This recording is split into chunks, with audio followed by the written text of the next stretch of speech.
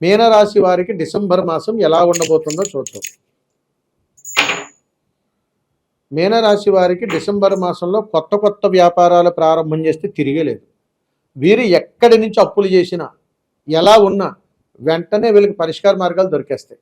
ఎప్పటి నుంచో వీళ్ళు రుణానుబంధాలు, బ్యాంకు లోన్లు ఇతరితరాలు చేస్తే అవి కూడా సక్సెస్ అవుతాయి.